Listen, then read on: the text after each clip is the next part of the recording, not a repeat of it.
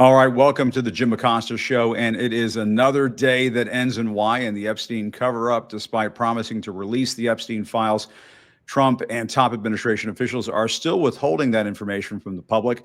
So, sensing a nightmarish midterm election cycle on the horizon, Trump's own party is now going to at least try to subpoena the files. Who knows if they'll actually get released? But joining me on the program, as you can see, former Democratic presidential candidate Julian Castro. A little later, I'll be speaking with Juliet Jeske about her work on the terrific social media account Decoding Fox News, which is a great resource for understanding how Fox operates. But in the meantime, Julian, great to see you. Hey, good to be with you, Jim. Hey, thanks so much for doing it. And forgive me for starting on the Epstein stuff. I do want to talk about the Texas redistricting battle.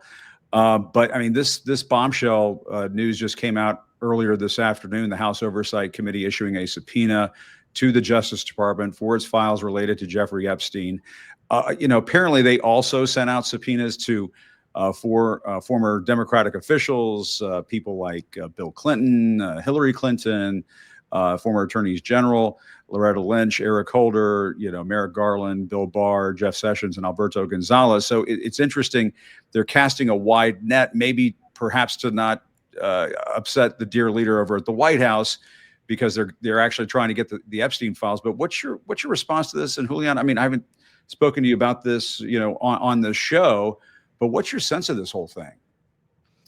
Well, I mean, my sense of it is that that Donald Trump and his team, including family members of his sons, I know during the campaign, people very close to him, dug themselves or, locked themselves in a corner, and try as they might, they can't get out of it because his base especially has such an intense interest in finding out what happened.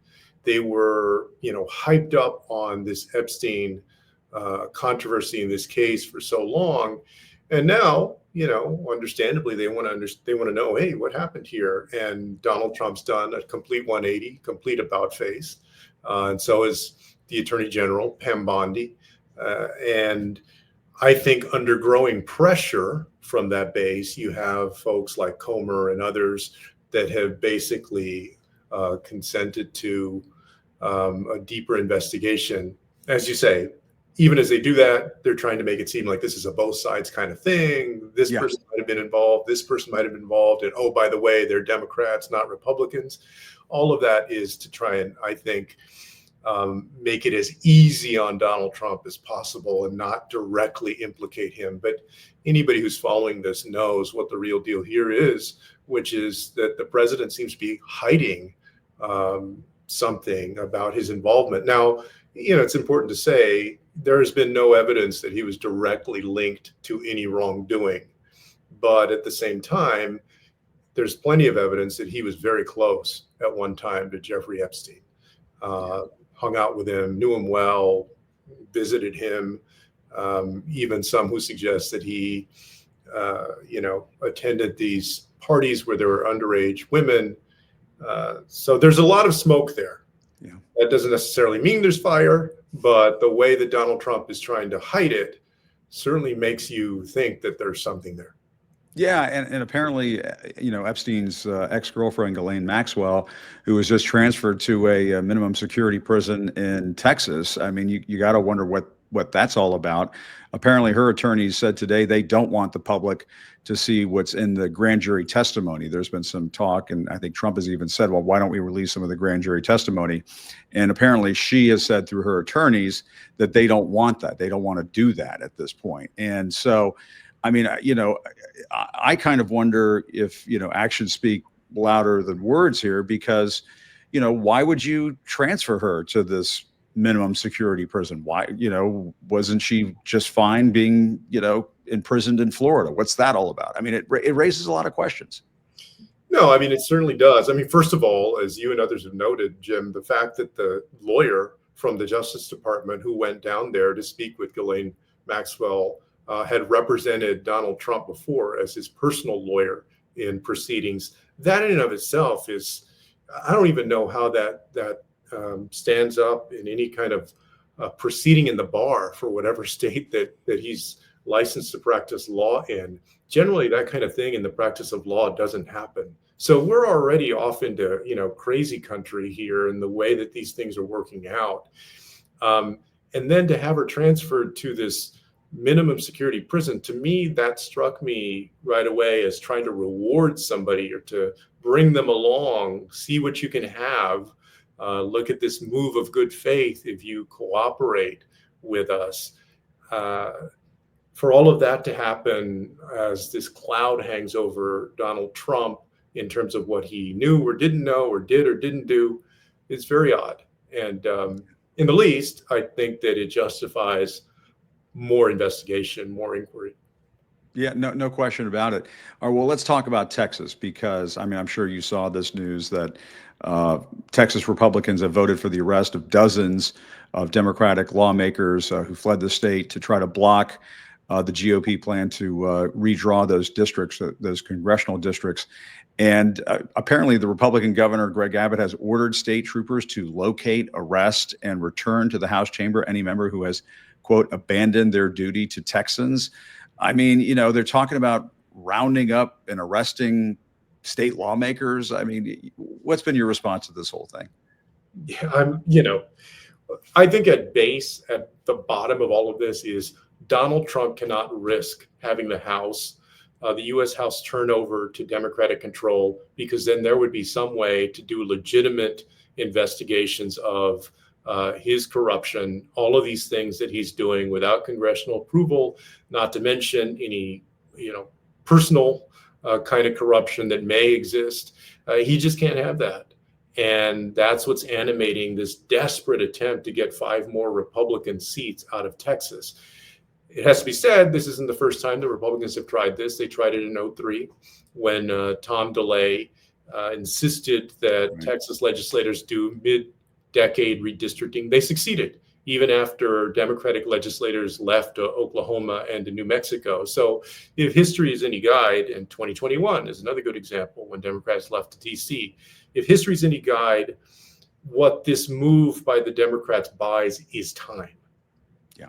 And that can be important here because there's basically an early December deadline for Texas to get its house in order with regard to what the districts look like so that they can have the primary in March and then eventually, of course, the November 26th election.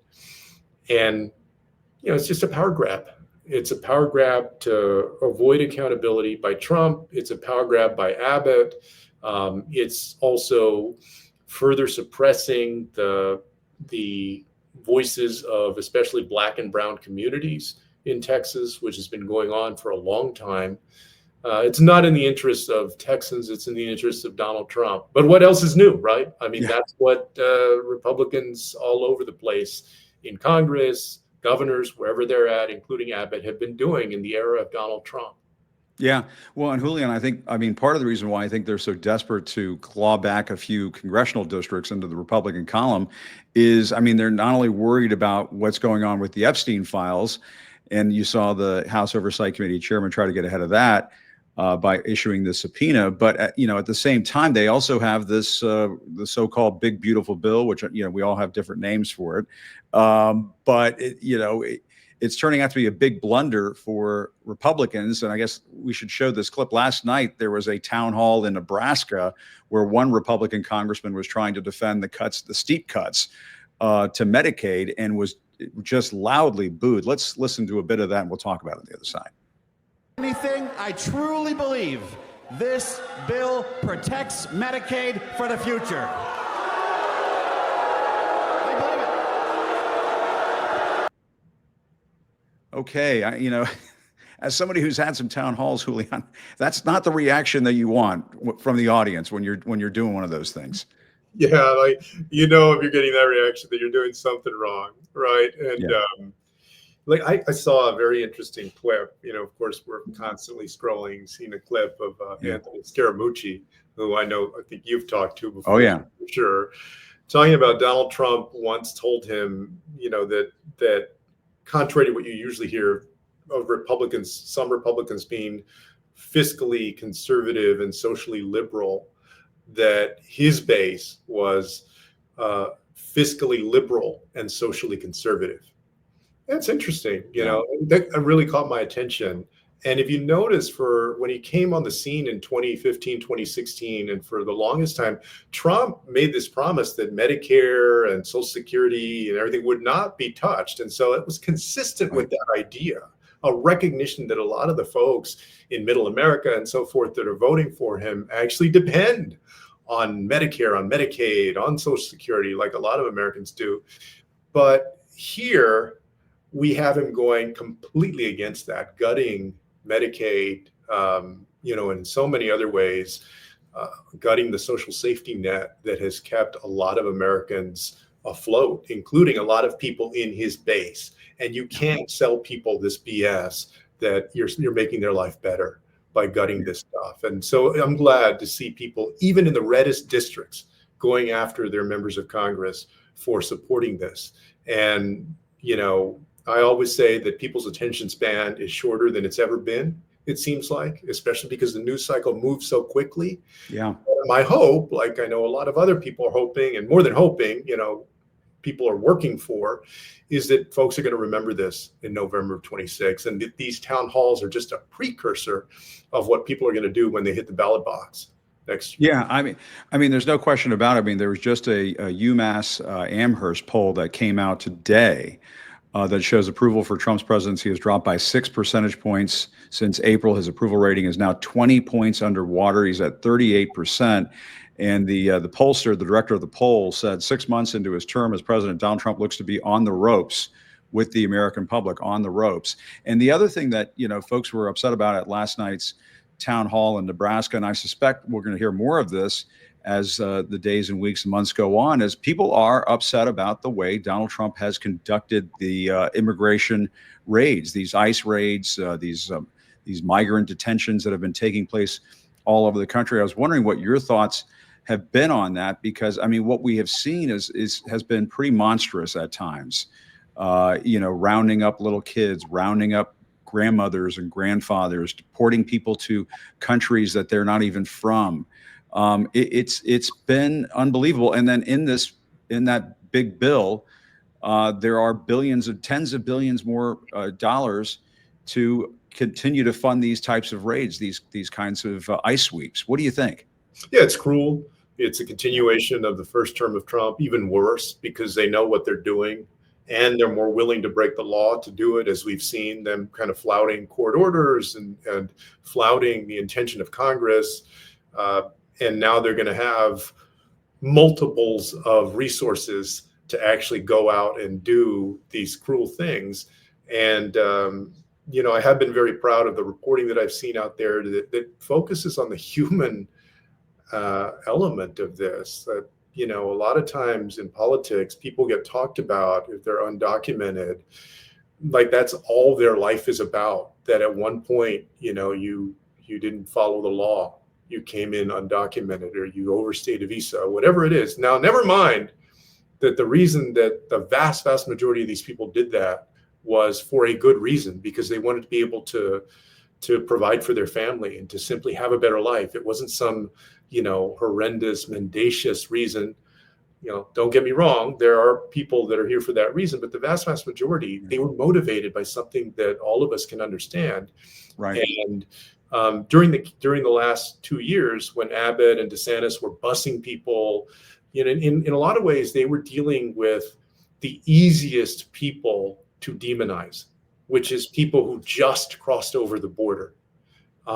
Now Trump is going after a set of folks who are people's neighbors, their coworkers, their fellow church members, and they've been here a long time. They've developed relationships, and people know them. People know that they're not, the demons that they've been made out to be by Trump and the Republican Party. And I think that that's why you see in this polling that it's having an effect.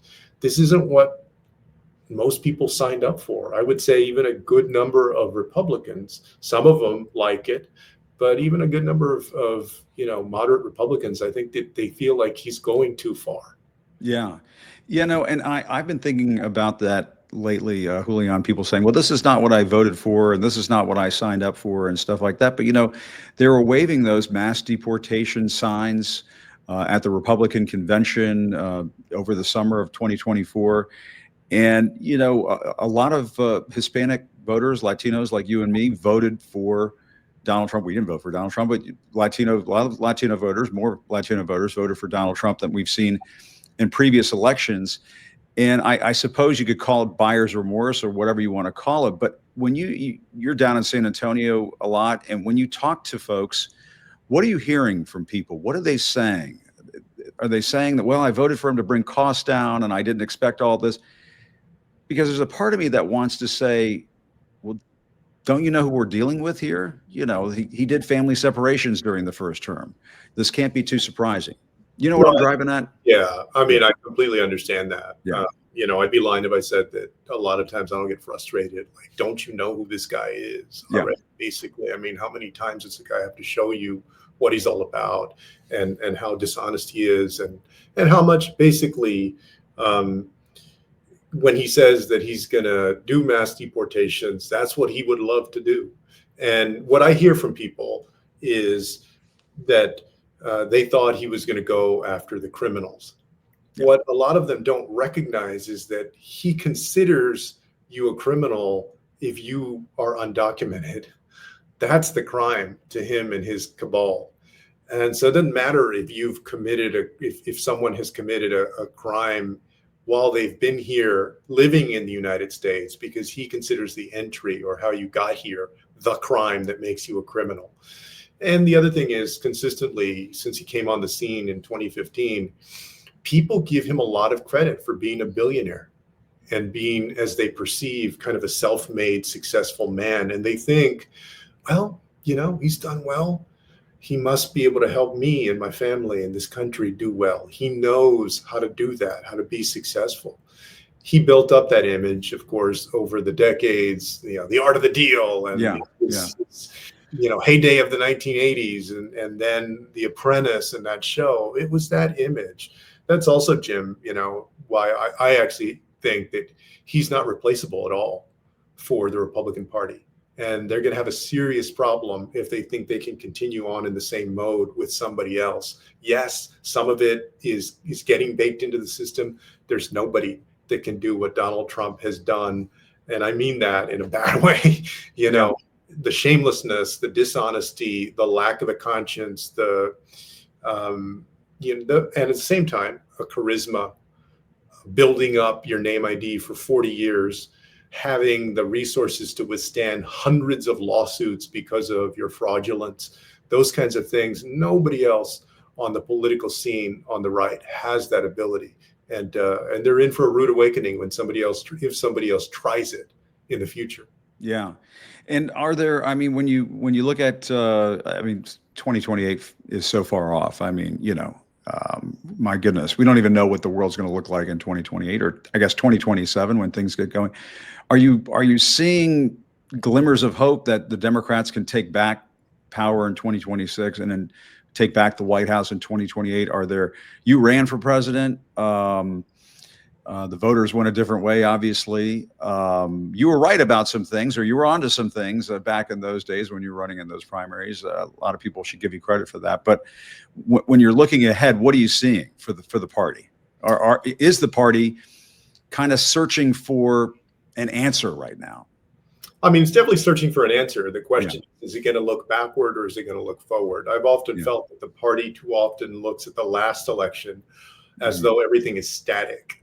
And instead of looking forward, I think that folks like Zoran Mamdani in New York City, now granted, New York City is not America, right? So it's a very different race to run for president, but in the sense of connecting with people where they're at, thinking about housing affordability, thinking about people's means of making a living, embracing a vision that everyone counts. Those things, in many ways, I think, can be successful whether you're in New York City or you're in Nevada or you're in Florida, wherever you're at. I am optimistic about the future for Democrats. My hope is that they're going to embrace being bold and having a positive, strong vision for the future of the country. I also think Republicans are just going to have a very hard time after Trump is done. and that those two things combined, plus the natural kind of spring back that you usually get, Yeah. like we're going to probably see in 26 if people work hard for it, and then in 28, that all of that bodes well for Democrats. And we also have a number of people in the party who are super talented. I think will be able to connect with the American people. So I'm fundamentally optimistic about it. Yeah. And you mentioned Mamdani and housing. I mean, I do think because people say, oh, you know, it's because New York is so liberal and that's why, and that he's doing so well and so on. But, you know, his message on affordability, I think definitely strikes a chord with a lot of people, not just in New York City, where it's just unbelievably expensive to live, but all around the country, and housing in particular. And this was sort of your wheelhouse there for a while under Obama. Do you have any thoughts on that? Because it is sort of an undercovered thing. We don't talk about it very much. It's insane how expensive our housing is. And real estate prices are through the roof. We're not getting much relief in terms of interest rates, in part because of Trump's management of the economy. But any thoughts on that? Well, we need to pay more attention to it because, right, it's not this glamorous, sexy issue that politicians often talk about a lot. In fact, I was happy that, and a little bit surprised, but happy that Kamala Harris in the general election, you may remember, made housing affordability more of an issue than you usually see a presidential candidate do in the fall of an election year. But, you know, we know the tools in the toolbox that we can use, whether it's like housing choice vouchers or community development block grants, supporting more elderly housing, and also ways at the local level of easing some of the restrictions that often make it difficult to develop and more expensive to develop. There are many different ways that we can tackle this. And there's a role for everybody, a role for the local, state, and federal government that need to make policy changes and put more resources into it, and a role for the private sector too, and the nonprofit sector to get out there and build more housing. We can tackle it. We can do something. We can create more of the housing units that you need to create to make housing affordability real. What we need is the political will to do it. And I think it's also one of these issues where if Republicans would just kind of pause and take a cold, hard look at it, they see that this isn't a Democratic issue or a Republican issue. And I know that you hear that all the time. It's almost a cliche. Yeah. But it's true. I mean, go to true. any small town or medium-sized town now, not just these big cities, and ask people about the cost of their rent or how much it costs to buy a house. And they'll tell you, and a lot of them are conservative people. So I hope is that that we'll get more focus on this in the future. Yeah. And I you know, I hate to ask these kinds of ridiculous questions reporters ask, but have you given up on politics in terms of being a candidate? Is there a part of it that says, oh, you know, I'd like to take another crack at that? You know, first time around, there's a lot of candidates. You know, we had Kamala Harris and Joe Biden and Pete Buttigieg and Beto and Amy Klobuchar. That's a tough field to compete in. Are you scratching your head and wondering, maybe I'll take another shot at this? Or what about Texas? You know, there's a lot of talk that Texas could go blue. I always think of it as kind of fool's gold, you know, to think that could potentially happen. But if you put Ken Paxton on the ballot, I mean, I think things could happen. I saw Rick Perry just came out in favor of John Cornyn was in the last day or two, which says to me, the party's a little worried about Ken Paxton and how Texas is shaping up. Any thoughts? Well, I mean, there's no question that 2026, especially that Senate race, people believe that probably Ken Paxton is going to emerge as the nominee over John Cornyn. If that happens, absolutely, that's an opportunity. Folks will remember that in the first midterm that Trump faced in his first term, 2018, Beto O'Rourke got within about 3 points of Ted Cruz. That was the high water mark for Democrats for the last couple of decades. I believe that we're headed toward a 2026 where it's going to be another tsunami.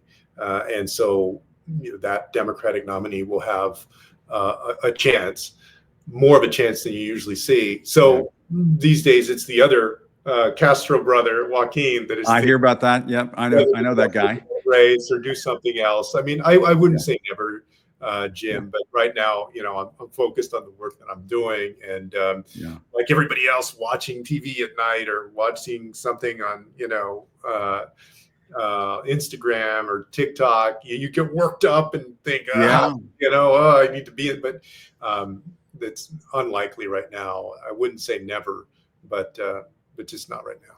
Yeah. And what is on your mind when you hear people worry about, Trump, trying to seize power and stay in power, not allow, the midterms to take place. Normally we see midterms take place in this country, or somehow try to pull a fast one with the 2028 elections. I mean, when people are basically saying he's trying to install a dictatorship in this country, and then there are times when I think he is trying to do something along those lines. What's on your mind when you hear that kind of talk? Is that overheated in your view, or do you think that no, there's some real warning signs, real dangerous warning signs? Yeah, I mean, I think like a lot of us, right? You don't want to believe that. You don't want to believe that we could have a president who is taking us into authoritarianism. And so there's, at least for me, this natural cautiousness about that. But I don't think anybody can look at what he's done, for instance, just last week with firing the BLS statistician because she came out with numbers, job numbers that he didn't like, and then accuses her of being a Biden, basically lackey, makes up these BS excuses for moves that an authoritarian would make. So I absolutely believe that he's making moves that are consistent with somebody trying to slide our democracy into an authoritarian system. Now, how far he's willing to go and how far Republicans who control everything right now are willing to let him go, I think is an open question. But I'm not encouraged, because none of them have had the guts really to stand up to him and to stop that. If President Obama or just about any other president had done with the BLS statistician what Trump did, Republicans would have been up in arms, and they would have sounded the alarm about an abuse of power. You didn't hear a peep from these guys. Every now and then one or two will say something, but to me, and Vice President Harris addressed this the other night in her interview, I think, with Stephen Colbert, it's the capitulation. Yes. Capitulation in combination with a guy who is so power hungry and it's all about him and his ego. Those two things do not serve our democracy well. And if they go on long enough, it will lead to, some sort of collapse of our democracy. Yeah. And I wonder, I don't want to hold you up too long, but to kind of wrap things up, I do wonder about tactics and whether Democrats are being tough enough and playing hardball enough. I'm just trying to, when you mentioned President Obama, can you imagine if there are reports that President Obama's name was in the Epstein files and that his administration and folks like you are trying to keep it under wraps, that President Obama is in the Epstein files? I mean, can you imagine that? And I mean, to me, if that were the case, I would think that there would be a whole slew of Democratic politicians who would say, you know what, we need to release these files and get that kind of information out there. But when the shoe's on the other foot, there just aren't that many profiles encouraged. They're just not willing to go out there and say it publicly. I think Comer with the Oversight Committee had to, put that subpoena out there because there was a subcommittee that voted for this. But there are just very few Republicans who are willing to say it out loud publicly that this needs to happen. Yeah, I mean, they've acted like political cowards. They've been more concerned about getting a primary challenge and losing their job than they have been about upholding the rule of law, about upholding the separation of powers, doing their job as congressional representatives and providing accountability and a check on the executive, on Donald Trump. This is a failure. And I'm convinced that the history books are going to see it as a moment of shame for these Republican representatives. And they're going to have to explain in years to come why they utterly failed in this moment while he was trampling over, law after law, sliding us into authoritarianism, getting away with things that, as you say, you'd never imagine another president getting away with. And for what? I still think this guy's going to be gone from the presidency in a couple of years. And then I think you're going to get some of these people that pretend like they never went along for that ride. And then they're going to start calling for accountability again in the next probably Democratic president and show their true, hypocrisy one more time. It just, it's beyond disappointing. And I think it's dangerous ultimately for our democracy. Yeah, I think you're absolutely right. No question about it. You need to have profiles and courage from both political parties these days. And we're just not seeing it out of the Republicans right now. They're just thinking about their own self-interest, that next election, that next primary, and so on. Julian Castro, it was a quick 30 minutes. That went by fast. Thank you for doing it. Great to catch up. Good to see you. Always good to see you, Jim. Take care. All right, you as well. Thanks a lot. That's Julian Castro, former HUD secretary, former Democratic presidential candidate. I've known Julian and his brother for some time now, and I mean, it wasn't that long ago. Remember when they gave that famous joint speech at the Democratic convention? And Julian, I think Julian has told some hard truths over the years, and hasn't always gotten the credit that he deserves for doing that. So I really appreciate his time. Thanks for coming on the program. I want to go next to Juliet Jeske. You may not know the name, but you might know her social media account, Decoding Fox News. It's a very famous social media account on all the platforms. Juliet, great to see you. Thanks for coming on. Thanks for having me. I mean, listen, I've been a big fan of your work for quite some time now, because I've been saying this. I used to call Fox the bullshit factory on my old show, and I mean, it is a bullshit factory. It has been for quite some time. Sean Hannity is full of shit. I mean, there's just a whole slew. Jesse Waters, carries Donald Trump's water. I mean, that's what he does over at Fox. And it's a joke that they, proclaim to be a news network when there are very few people who do actual news. There are a few, but in the anchor seat, not a whole lot. Mm-hmm. And you've been so great, Juliet, at tabulating and going through and watching, doing the Lord's work, I think is the best way of describing it. Watching these segments on Fox.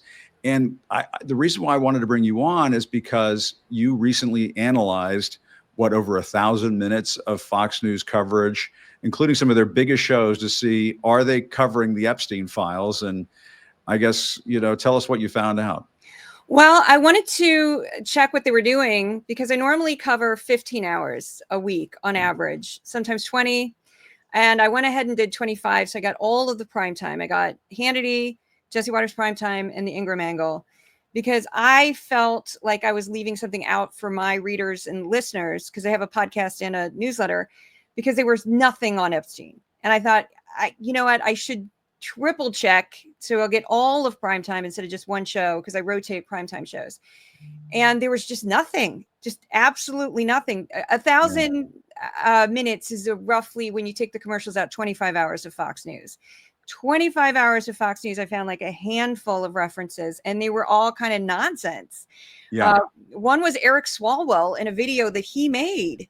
Oh, right. I saw that. Okay. Now he's like working out, and he mentions at the very end, and I'm surprised they didn't clip it. He goes, "You're not talking about Epstein." And I'm like, they kept it on air. And I was like, oh my God, I can't even believe they didn't edit that right out. Cause why, that counts as a reference, I think. Yeah, it counted as a reference.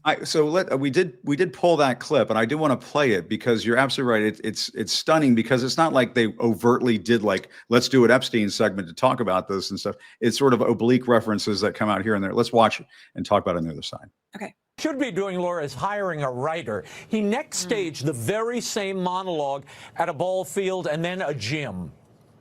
I should be working right now. I should be at the Capitol. I should be in a suit. Instead, Republicans sent us home because they would rather stand up for Donald Trump than release the Epstein files.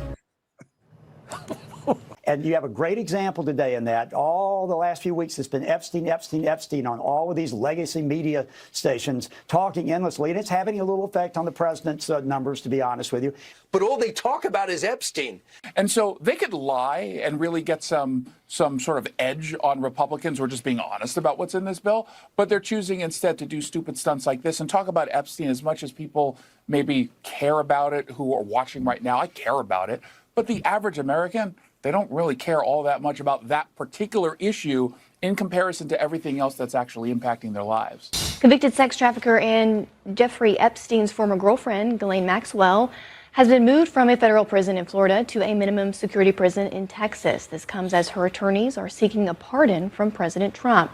Maxwell recently spoke with the Deputy Attorney General, part of an effort by the Trump administration to fight backlash over the Epstein files. Maxwell is serving a 20-year prison sentence. Yeah, I'm kind of wondering, what is that last clip? Was that like on at 3 in the morning or something? No, what they did, this is a unique thing that I don't know if it's Rupert, because I know he's sort of feuding with Trump right now. Yeah. But one of the tricks that they do to slip in stuff that they don't want to put on air, that was during a pre-taped episode of Hannity. And I can always tell when he pre-tapes all the time on a Friday. Are you kidding? Because he'll say special edition. They'll put that on air. And I believe he wasn't hosting, if I remember correctly. I think it was Brian Kilmeade that night, but I can't remember. But it was definitely a pre-tape show because they always include these news breaks that are like 30 seconds long, maybe 45 seconds long.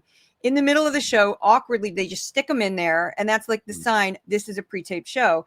And that was just stuck in there. And so nobody could control it. They just played it. And then they've done that. They've done that before with like bad polling numbers. Yes. So Trump's not polling well. 30 seconds gone. And then another time they did it that was very funny was One Big Beautiful Bill. I couldn't believe I caught this. It was another quick 30-second nonsense news break clip where they said, there'll be Medicaid cuts. And I was like, whoa, when they described the one, they said, oh, the One Big Beautiful Bill just got signed by Trump. And then they said, it will include cuts to Medicaid. And I went, they actually admitted that on air, but that's how they did it. Yeah. The way they can say they admitted it. Well, and I was going to say, in a couple of those clips that you strung together there, which, I mean, it looked like maybe 4 references or 5 references, something like that.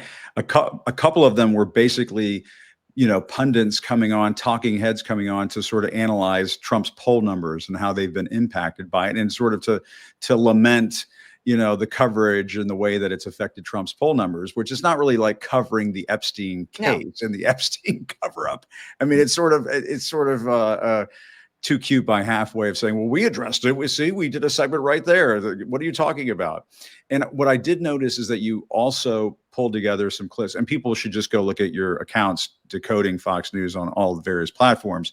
You were looking at what they used to say before Trump got into office. And they were very enthusiastic about releasing the Epstein files and so on. I hadn't clipped for Epstein because it felt like it was just another conspiracy theory that they were pushing. I knew about it. And what happened was the first week they ignored it. I was really bothered by the fact that I thought, I don't want to disappoint my supporters who are going to be like, what? Because the same thing happened with Dominion. People kept saying, what are they saying about Dominion? And I said, absolutely nothing. As they lost that case and paid this huge settlement to Dominion Vote, they paid $787.5 million to Dominion Voting Systems, if you don't know already. And people kept asking me, what are they saying? I said, absolutely nothing. I have nothing to give you. So what I did is I started Decoding Fox News February 2022. I went through all of my transcripts. I saved entire episodes and I said, Epstein, boom, where does it pop up? I made a spreadsheet and then I systematically went through every single episode, put it in Premiere Pro, made a transcript, found the clip, pulled it, and then made this monster sized Twitter thread that's 18. It's the biggest one I've ever made. 18 videos. Yeah. It is huge. I'm going to do something with it on YouTube later tonight, but it's 8. I just made a podcast version of it. It's 18 videos. And it's I did it by subject of like, this used to be an incredibly important story on Fox News. Huge, very important. And they kept changing their target. 1 minute it was Bill Gates. Then they're like, it's Dick Durbin. He's the one holding this from the American public.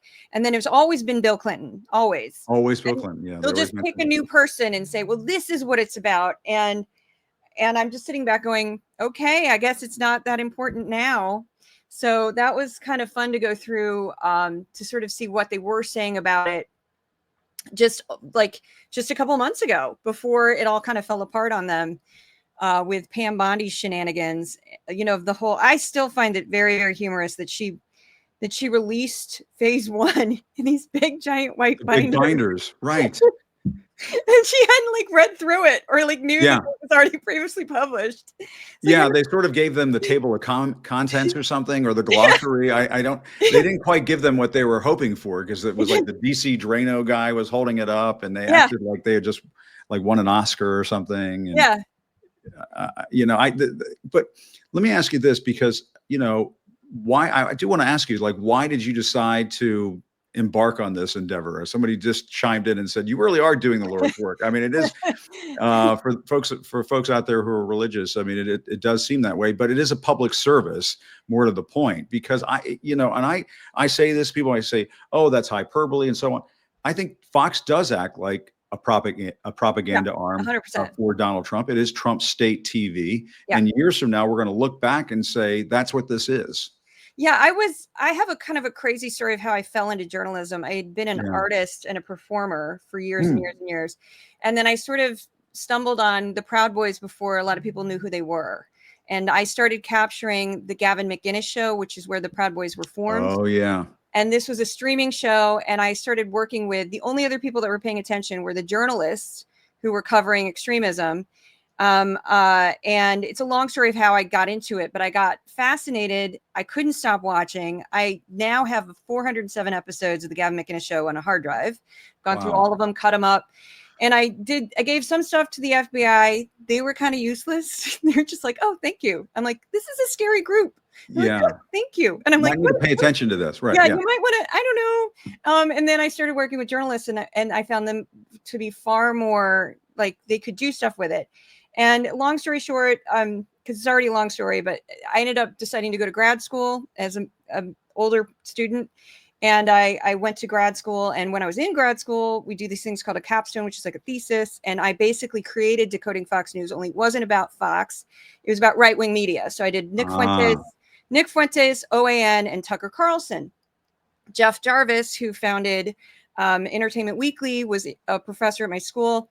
Not my teacher, didn't really know him. He knew I was doing this, got all excited about it. And I was throwing everything I had into it because I thought, well, this is the only time I'll get to make my own project. This will be fun. Yeah. And he immediately, upon getting it, within 48 hours, is like, I'm going to give you a grant if you do this about Fox. Will you do this about Fox? I'm like, yeah, let's do this. And he helped me shape it. And then the grant turned into 100% income from subscribers and supporters through Substack and Patreon. Wow. And yeah, it took 18 months to get to that point, but I'm 100% supported from just regular people. It's a roller coaster. It's not easy, but and you know, I was self-employed before I went to grad school, so I'm used to that part, the taxes and all that, paying for your own stuff.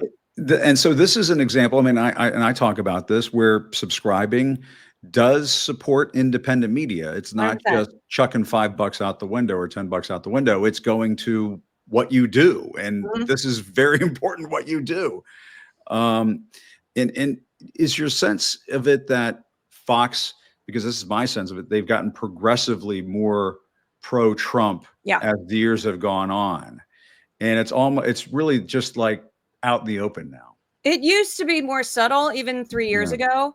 And Tucker Carlson, which this didn't surprise me at all when it came out in the Dominion court documents that he didn't like Trump. I was like, yeah, that was kind of obvious. Like he would. You could tell he was sort of phoning that in. Yeah. You could see the resentment. I think he would have been happier with another candidate, but Fox figured out they make more money if they just are all on board MAGA cult kind of mentality. And by the time he was inaugurated, it was just, I captured and went through the entire inauguration, which was 5.5 hours.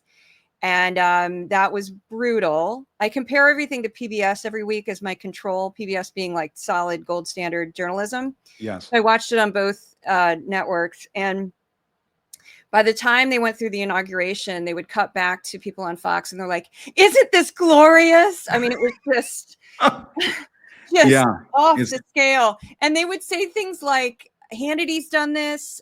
They've done this on other shows. They just literally turn to the camera. And I'm like, how can you call yourself news? They turn to the camera and they're like, we want to thank you for voting for Donald J. Trump. And I'm like, what? And then criticize other media. And like, I know Hannity is not an Acosta fan. He hates my ass. That's for sure. I kind of love it. Cause to me, it's like, if somebody that horrible loves you, hates you, it's like, well, You Yeah. know, I'm okay Judge with, a man by his enemies, I guess. yeah, To like some extent. Yeah, that's true. Proud Or Boys hate woman. me, so I'm very happy with, you know. Well, I mean, and to me, like they sort of gave away the plot years ago. I mean, I remember covering Hannity at Trump rallies. He would be at Trump rallies Yeah, to yeah, sort of like host a show right yeah. there on the spot. And I'm thinking to myself, and Laura Ingraham used to show up at White House events, not in the press area like the rest of us were. She would be sitting with the various dignitaries that Donald Trump would bring in, if you want to call them dignitaries. And she was just like part of the crew. Yeah. You know, part of the gang there. There's no line. There's There's no no line. line. It's wild. And then after, I mean, I don't know how much, and forgive me for going on the tangent here, but I don't know how much you watched between the election and January 6th and then after January 6th, but that was a fascinating period to watch Fox as well, because, you know, they were sort of all in on, you know, Dominion and all this stuff. And then when January 6th happened, it was like they didn't know what to do with themselves. They kind of snapped back to reality a little bit, and then the ratings started to go down. Newsmax started to go up. It's been fascinating to see how all of this has unfolded. I was in grad school during January 6th. I went to, I'll give them a plug. I would love to give my school a plug. Craig Newmark Graduate School of Journalism at CUNY City College here in New York. Cool. Great school. I'm a big fan. But I was in grad school and I watched all of January 6th on my phone. It was bizarre. It was on Twitter, and I was horrified the whole time, just going, "You've got to be what?" And then what's been interesting is I have seen since I started the project how they've changed it more from, well, January 6th was kind of misunderstood to January 6th was perfectly fine. How dare you? Like, it's bizarre. Like, the only person that speaks truth about January 6th is like Jessica Tarloff, and that's it. Like, no one else. They just are all in. Sometimes it's kind of sad. Steve Doocy's sort of semi-retired now. He's only part-time on Fox and Friends, and he was the one voice on Fox and Friends who would just go rogue all the time. Every once in a while he would. That's exactly right. And I don't know what's going on there. I don't know if he was told to do it or if he's just spontaneously like rebelling. But that was always glorious to see. It was always very, very popular with my following when Steve Doocy went off the rails and would say something that was like shocking, because he would basically speak the truth, and they would like breaking character kind of. Yeah. I'm not sure. It's so true. It's so true. And then you have people like who's this Will Kane guy? You know, they couldn't stand Cavuto. Trump couldn't stand Cavuto. So he was the best guy on the program. Cavuto was the only journalist. He was the only one there who would give you kind of business news and stuff like. And then Shep Smith before that, they couldn't handle Shep. You know, Shep wouldn't do the bullshit that they would do. And so they, you know, and just one by one. And it's interesting to see what's happening now. One by one, prominent critics of Trump are getting booted out of their corporate media jobs, that, you know, people like Stephen Colbert and so on that we've seen over the last 6 months. But Juliet, great work. I mean, it's great stuff. And so where can everybody find you? I know it's the Decoding Fox News account. That's on all the socials. But you mentioned you have a podcast and YouTube. I'm on Substack here with Acosta, of course, Jim Acosta, and many others. You can find me on YouTube.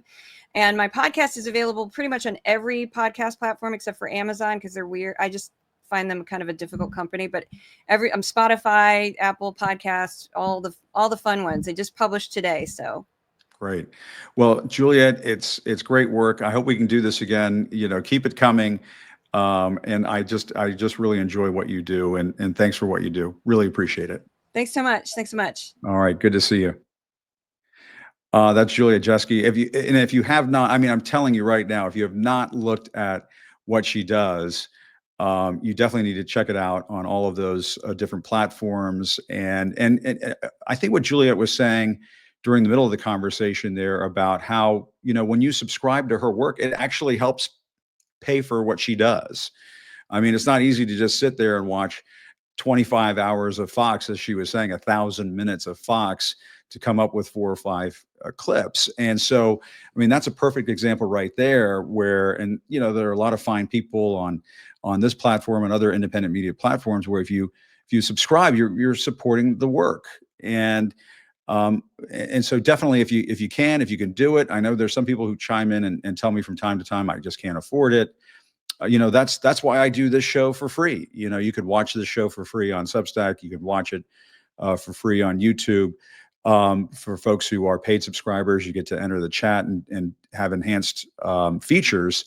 But I think there's something to making this a public service. And so I hope folks out there go and check out Juliet's work. It's terrific work. But I do want to just wrap up by asking the folks over at Fox. Fox, I don't know what it is. It's sort of like that Mean Girls gif that you see from time to time. Why are you so obsessed with me? Fox, again, covering what I do on my show on their network. From time to time, I have to ask the question, where do I send the check? But one of the reasons why I wanted to bring on Juliet, and one of the reasons why I'm making these closing comments that I'm making right now, is to really ask the question, is it that important to cover what I do on this show, or is it more important to cover what Donald Trump is doing with the Epstein files? If you just look at Juliet's work, we talked about this on the show time and again. The main anchors of Fox were calling for the release of the Epstein files. They were calling for justice in the scandal of Jeffrey Epstein. And all of a sudden, they've clammed up, as Juliet noted in her Decoding Fox News Substack and in all the other places where she does her work. She analyzed 1,033.5 minutes of Fox News, about 25 hours, including Fox and Friends, The Five, The Ingram Angle, Jesse Waters Primetime, and Hannity. And she put together a montage of 4 or 5 clips that contained the only references to Jeffrey Epstein on the shows that she was covering. The network, she says, largely ignored the scandal. Why am I bringing this up? It's very important, because if Fox were actually reporting on what's going on right now, there would be more coverage of it, and more coverage of what's going on with Jeffrey Epstein and Donald Trump's efforts to cover up the Epstein files and his role in whatever is detailed in the Epstein files. More people around the country would see what's going on. Fox, by and large, is the most successful cable news network in the country, most watched cable news network in the country. People watch it all the time. But my goodness, what are you going to do 5, 10, 15 years from now, when we finally know the truth, hopefully, as to what Trump's role was with Jeffrey Epstein? And Fox wasn't covering it. Fox wasn't covering it. I tell you, it's not an exaggeration to say that Fox News is Trump state television. Fox News is essentially what state media dishes out in authoritarian countries all around the world. And I shouldn't even say Fox News, because as I've said many times, it's not a news network. It's a bullshit factory. It's a bullshit factory. And there was a time on my old show where I awarded Tucker Carlson the Employee of the Month over at the Bullshit Factory, and he's no longer there. So I mean, there's some serious contenders for the Bullshit Factory Employee of the Month. Is it Jesse Waters? I mean, one has to think he's up there. Is it Sean Hannity? Sean Hannity's constantly clean up on aisle 6 for Donald Trump on Sean Hannity.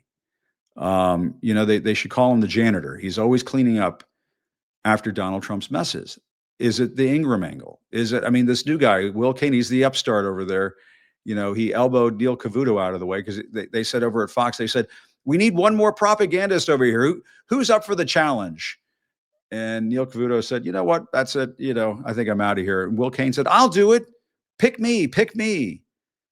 And you just have to wonder. And I will say, I kind of thought it was sort of incredible when the Wall Street Journal was putting out the reporting they were putting on the Epstein files, the birthday book, and so on.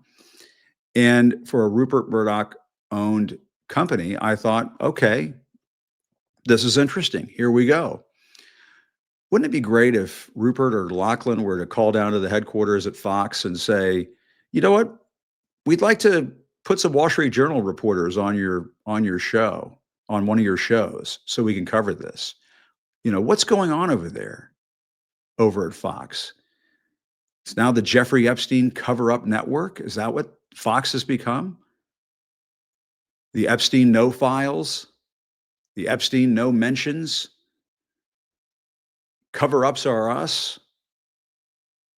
It sure seems like it. And so, you know, I asked Sean Hannity, I asked, what's his name, Will Cain, I asked Jesse and Laura and the whole gang over there, wasn't it enough that your names showed up time and again in that Dominion case? Wasn't it enough that you carried Donald Trump's water as he tried to overturn an election in this country? And now you're doing it again. Now you're doing it again as the public is clamoring for the truth behind the Epstein files. And why why is he so eager to cover up the Epstein files? We don't know what that is. We sure would like to know what's going on there. Why are you, Sean and Jesse and Will and Laura, and why are all those folks over there so eager to do Donald Trump's dirty work time and again? It's a good question to ask at the end of this program. And I just want to thank everybody for watching. My thanks to Julian Castro. My thanks to Julia Jeske. Again, check out Decoding Fox News. It's a real public service that she's doing over there, uncovering what's going on inside the bullshit factory. But for now, thanks everybody for watching. Really appreciate it. Still reporting from Washington. I'm Jim Acosta. Have a good evening, everybody. Good night.